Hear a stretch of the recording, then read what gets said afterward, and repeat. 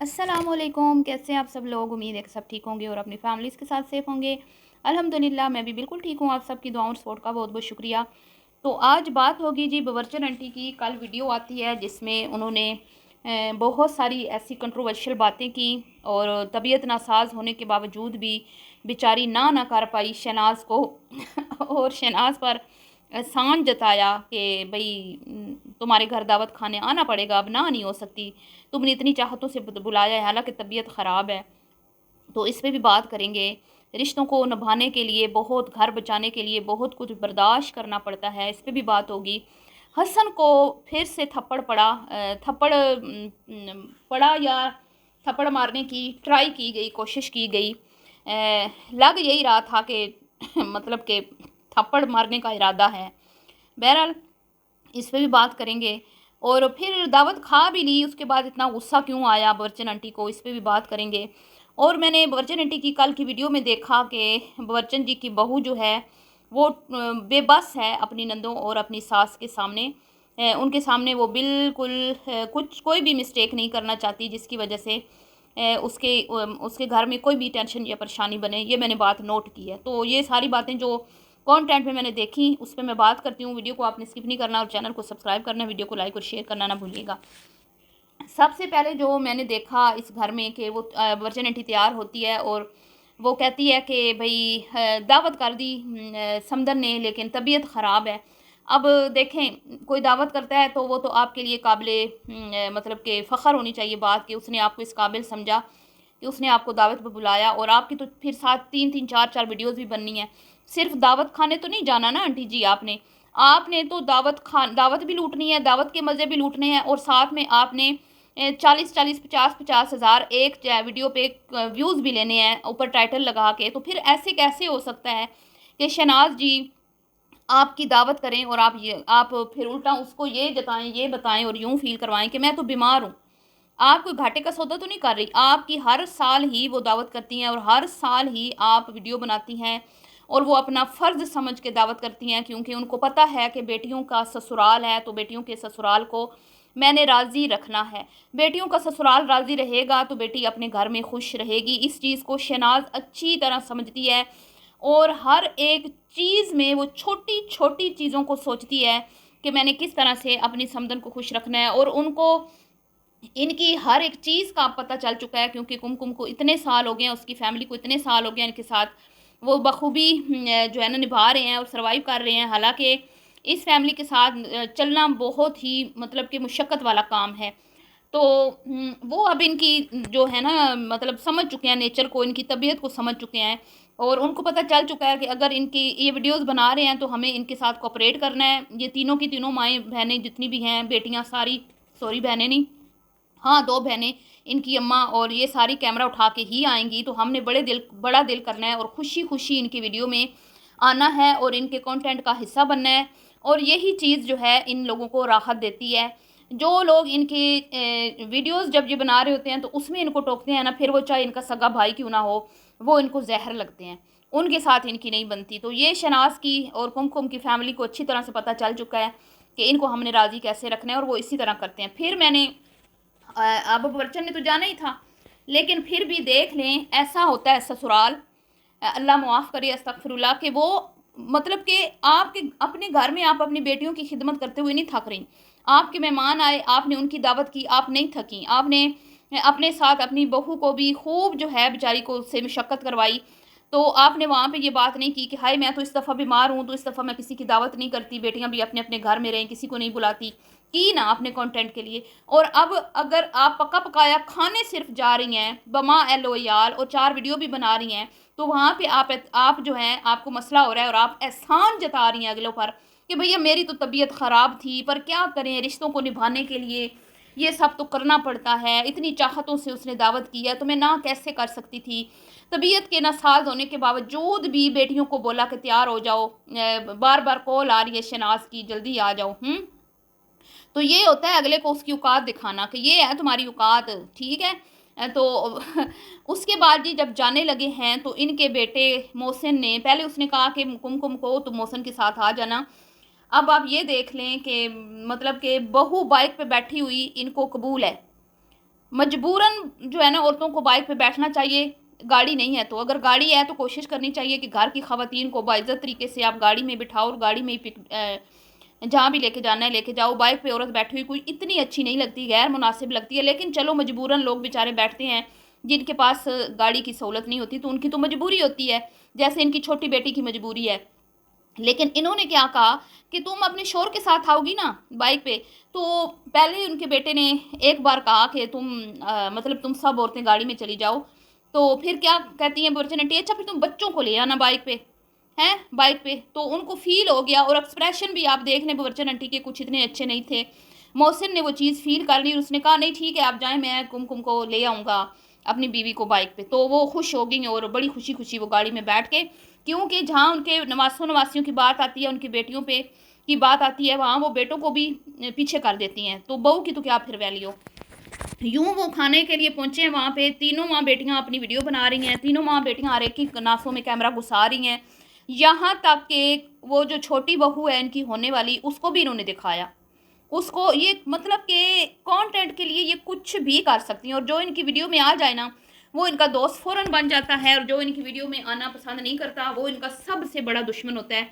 ये इनके कंटेंट में ही ये चीज़ें हैं। और ख़ुद इनकी छोटी बेटी ने भी ये बात की थी कि जो कुमकुम का भाई है उसको बुरा लगता है जब हम वीडियो बनाते हैं। इनके घर हम गए थे तो उसने बातें की थी, याद है आपको? कुछ दिन पहले छोटी ईद पर उसने एक वीडियो बनाई थी अपनी भाभी के भाई के ख़िलाफ़, और उनके बारे में बहुत बुरी बुरी बातें की थी। तो उसी दिन उसने ये बात की थी कि उसका भाई कहता है कि ये वीडियो क्यों बनाती हैं। तो यूँ इस बार वो चले गए, क्या कहते हैं, खाना भी उन्होंने इतना अच्छा बनाया, यहाँ तक कि बकरे की कलेजी जो मतलब कि साल के बाद ही नसीब होती है लोगों को, और लोग कोशिश करते हैं कि हम अब खुद बना के खा लें। उन्होंने बकरा ज़िबा ही तीसरे दिन किया, क्योंकि उन्होंने इनकी दावत करनी थी ताकि दावत अच्छी हो, अंदाज़े लगा लें आप ज़रा। और फिर पहले उन्होंने अपनी बेटी को बुलाया सुबह कि वो आके इंतज़ामात चेक कर जाएं, और फिर उन्होंने रात को इनका खाना बनाया जिसमें कलेजी का सालन भी मौजूद था, और बड़ी अच्छी शानदार दावत की, बड़े मज़े से दावत ठूस ठास के। फिर इनकी छोटी बेटी ने उनकी बहू के साथ वीडियो भी बनाई और घर में लेकिन बावर्चन ने क्या कहा कि रिश्तों को निभाने के लिए ये करना पड़ता है, छोटी मोटी बर्दाश्त करनी पड़ती है, दिलों को बड़ा करना पड़ता है, रिश्ते ऐसे निभाए जाते हैं, रिश्ते वैसे।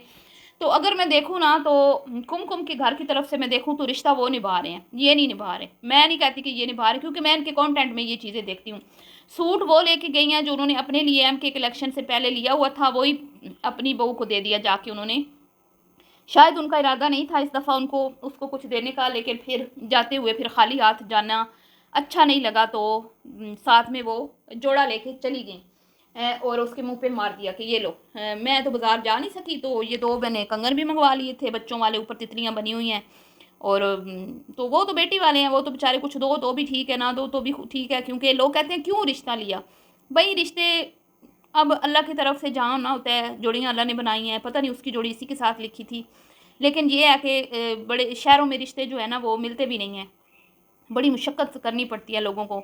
तो मामलात होते हैं फिर कंप्रोमाइज़ करने पड़ते हैं, ठीक है। ऐसा नहीं होता कि आपको कोई आपकी बेटी को कोई ताजमहल मिल जाएगा, या बड़ा कोई हीरो टाइप लड़का मिल जाएगा, या बड़ा कोई खाते पीते घर से आपके रिश्ते आ जाएंगे, तो मुश्किल होता है।